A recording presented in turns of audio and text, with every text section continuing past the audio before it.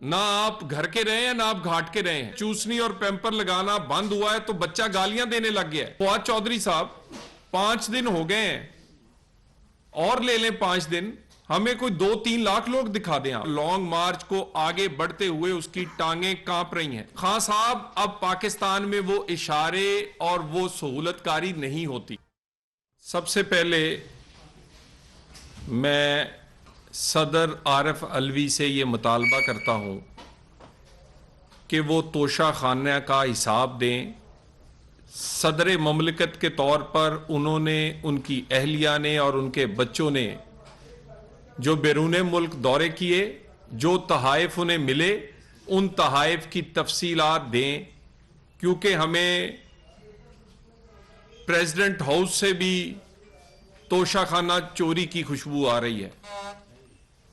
جس طرح کا وزیر اعظم تھا اسی طرح کا صدر, ہمیں شک پڑ رہا ہے کہ اسی طرح توشہ خانہ وہ بھی اسی طرح ہی کھا گئے ہیں جیسے عمران خان توشہ خانہ کھا گیا ہے. یہ تفصیلات وہ اگر نہیں دیں گے تو پھر قانونی طور پر تفصیلات حاصل کرنا اور کسی نہ کسی عدالتی طور پر وہ تفصیلات حاصل کر کے پاکستان کے لوگوں تک پہنچائی جائیں گی. آج فواد چودھری صاحب پریس کانفرنس کر رہے تھے اور کہہ رہے تھے کہ مسلم لیگ نون کی جو لیڈرشپ ہے وہ ہمیں تانے دے رہی ہے کہ 2,000-3,000 لوگ ہیں ہمارے پاس. تو فواد چودھری صاحب 5 دن ہو گئے ہیں اور لے لیں 5 دن, ہمیں کوئی 2-3 لاکھ لوگ دکھا دیں. آپ چلے 20-30 ہزار ہی دکھا دیں, جو نظر آ رہا ہے وہی بتائیں گے نا جی. اور یہ واحد پاکستان کا لانگ مارچ ہے کہ جس کے رستے میں کوئی رکاوٹ نہیں ہے, مگر لانگ مارچ کو آگے بڑھتے ہوئے اس کی ٹانگیں کانپ رہی ہیں. یہ لانگ مارچ نہ جانے کس کے انتظار میں ہے یا کس اشارے کے انتظار میں ہے. خان صاحب اب پاکستان میں وہ اشارے اور وہ سہولت کاری نہیں ہوتی. وہ وقت چلا گیا جب آپ کے منہ میں چوسنی اور پیمپر لگایا کرتے تھے. جب سے چوسنی اور پیمپر لگانا بند ہوا ہے تو بچہ گالیاں دینے لگ گیا ہے, اور گالیاں دے کر یہ سمجھتا ہے کہ یہ میں گالیاں دوں گا تو وہی سہولت کاری میرے پیمپر اور میرے منہ میں چوسنی اور میری اقتدار کی کرسی پر مجھے واپس آئے گا. عمران خان کے پورے لانگ مارچ کا موٹو کوئی عوامی مطالبہ نہیں ہے. مجھے بتا دیں کسی ایک تقریر میں انہوں نے کہا ہو پٹرول سستا کرو, گیس سستی کرو, اس میں عام لوگوں کے لیے یہ سہولت پیدا کرو. کوئی عوامی مطالبہ نہیں ہے, صرف ایک مطالبہ ہے, مجھے اقتدار کی کرسی پر کہ یہ فوج کو برا بھلا کہیں گے, فوج حکومت پر پریشر ڈالے گی اور حکومت جو ہے وہ جو مطالبات بھی ہیں الیکشنز میں مان جائے گی. خان صاحب یہ بدلا ہوا پاکستان ہے. یہ 2017, 18 یا 19 نہیں ہے کہ آپ مطالبے کیا کرتے تھے, آپ کو سہولت کاری ہوتی تھی, آپ اس کے بعد یہ وہاں سے ہی سیکھے ہیں کہ جن لوگوں نے میری مدد کی تھی اگر نہیں مدد کر رہے تو ان کو گالی دوں, برا بھلا کہوں. یعنی آپ فوج پہ کو برا بھلا کہیں گے, فوج حکومت پر پریشر ڈالے گی, حکومت مان جائے گی. حکومت میں بیٹھی ہوئی پارٹیاں مسلم لیگ نون سمیت ایک ہسٹری رکھتی ہیں, ان کے وہ ایک جدوجہد اور پوری کی پوری پاکستان کی ہسٹری میں ان کے نام ہے. آپ کیا سمجھتے ہیں کہ ہم کوئی پریشر لیں گے؟ اٹل فیصلہ ہے, الیکشن اپنی مدت میں ہوں گے اور اسمبلی 10 گھنٹے پہلے بھی خان صاحب نہیں ٹوٹے گی. اور یہ جو آپ پچھلے ایک روز پہلے 2 دن آپ نے ایک ڈرامہ کیا, آپ اپنا لانگ مارچ چھوڑ کے اور اس کے بعد جان بوجھ کے خود ہی ذرائع سے خبریں پھیلاتے رہے کہ کوئی بڑی میٹنگ ہونے والی ہے, کسی نے انٹرفیئر کر لیا ہے. یہ تاثر عمران خان دینے کی کوشش کرتا رہا کہ وہ لانگ مارچ چھوڑ کے اس لیے آ رہا ہے کہ اس سے کوئی بڑی ملاقاتیں ہونے والی ہیں. کوئی آپ کو منہ نہیں لگا رہا, نہ ہم نہ وہ. نہ آپ گھر کے رہے ہیں نہ آپ گھاٹ کے رہے ہیں، اور آپ کو ہم منہ لگائیں گے بھی نہیں۔ دو چیزوں پہ بالکل کوئی بات نہیں ہوگی، کسی کے ذاتی کیسز، وہ توشہ خانہ کے ہوں، وہ بچی کے کیس ہو، یا وہ فورن فنڈنگ، اس طرح کے کسی کے بھی ذاتی کیسز، اور دوسری اسمبلی کی مدت پر بات نہیں ہوگی۔ آپ سے بات چیت کسی نہ کسی جگہ، وہ جو ایک جمہوری تقاضے ہیں اس میں ہوتی رہی ہے، لیکن آپ کا تو مطالبہ ہی ایک ہے کہ مجھے اقتدار کی کرسی واپس کی جائے، اور آپ کو جلدی کس بات کی ہے؟ 10 ماہ بعد الیکشن ہے، الیکشن ہو جائے گا۔ کیا آپ کی مقبولیت ایک پانی کے بلبلے کی طرح ہے کہ وہ مہینے 2 مہینے بعد ختم ہو جائے گی؟ آپ کو یہ ڈر ہے کہ وہ کیسز جن کے نتائج آنا باقی ہیں، وہ نتائج آ گئے تو آپ سارے تاحیات نااہل بھی ہوں گے اور شاید جیل میں بھی ہوں گے۔ مجھے تو لگتا ہے کہ ڈی چوک آپ نہیں پہنچ پائیں گے، ڈیالہ ضرور پہنچ جائیں گے۔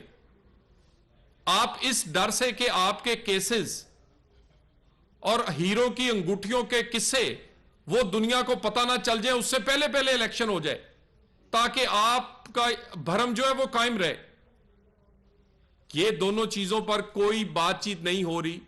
کسی قسم کی بات چیت ہوگی تو اسمبلی کے اندر ہوگی، اسمبلی کے فورم پر ہوگی، اور مدت کم کرنے پر کوئی بات نہیں ہوگی حکومت کی، کیونکہ یہ ممکن نہیں ہے کہ مشکل ترین اقدامات نون لیگ کرے۔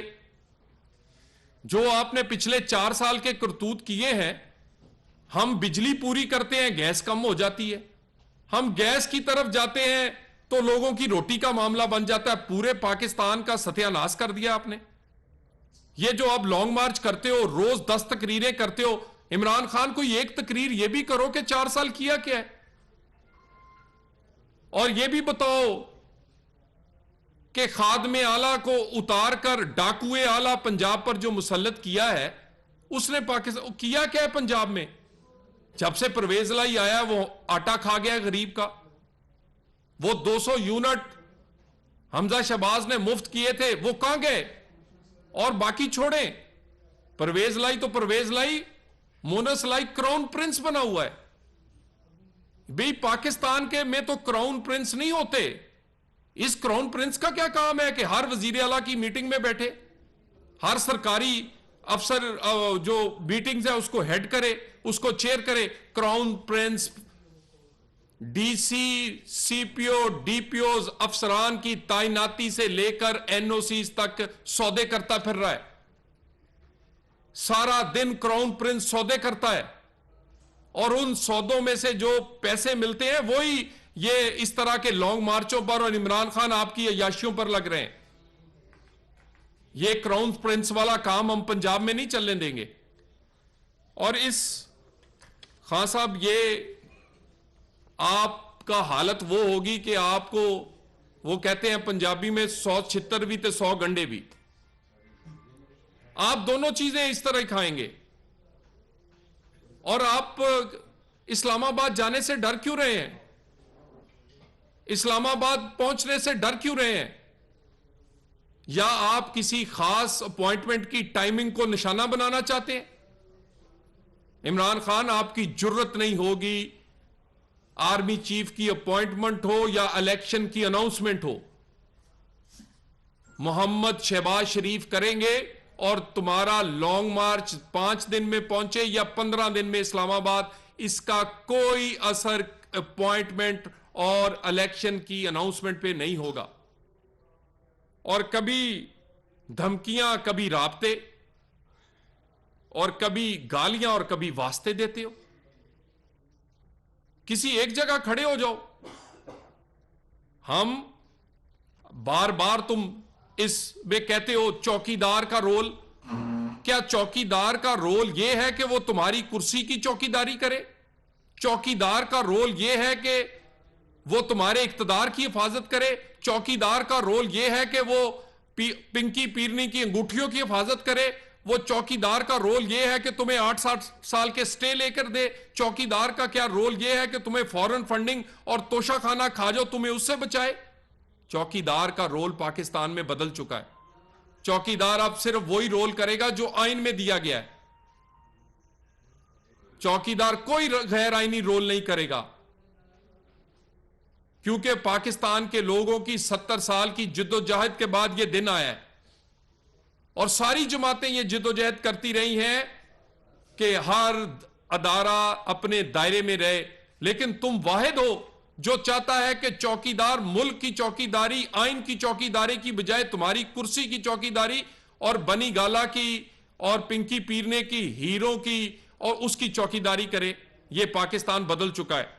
اور باقی یہ جو ٹیپو سلطان بنے پھرتے ہو، ٹیپو سلطان رات کو میر جعفر اور میر صادق کو ملنے تو نہیں جاتا تھا. ٹیپو سلطان رات کے پہر اس کو ایکسٹینشن کی آفر تو نہیں کرتا تھا. ٹیپو سلطان رات کو منتے ترلے تو نہیں کرتا تھا. ٹیپو سلطان کے بچے جو ہیں وہ فرنگیوں کے پاس نہیں تھے، اور ٹیپو سلطان کے سسرال یہودی نہیں تھے. ٹیپو سلطان جو تھا، کہاں ٹیپو سلطان اور کار تم؟ یہ آزادی کی جنگ اور باتیں کرتے ہو تو ٹیپو سلطان کا، اور اپنا کردار دیکھو. دن میں گالی دیتے ہو، رات میں پاؤں پڑتے ہو. میں دوبارہ یہ آپ کو کہہ دوں کہ آپ یہ ذہن سے نکال دو عمران خان، آپ گالی نکالو یا گولی کی دھمکی دو، ہم سیاسی طور پر بھی اور پاکستان کے ادارے ویسے بھی اتنے مضبوط ہیں کہ وہ پاکستان اور پاکستان کے آئین کی حفاظت کر سکتے ہیں. جتنی گالیاں نکالنی ہیں، جتنا یہ رات کے ٹائم کالے شیشے لگا کے، اینکیں لگا کے جو گالیاں نکالیاں نکال لو. کسی قسم کے پریشر میں نہیں آئیں گے. کوئی بھی تم کو منہ نہیں لگائے گا جب تک گالی دو گے. بات کرو گے تو صرف بات کریں گے پارلیمنٹ کے فورم پر. بات ہوگی تو صرف بات ہوگی فیئر اینڈ فری الیکشنز پر. بات ہوگی تو مساک معیشت پر. بھئی تمہار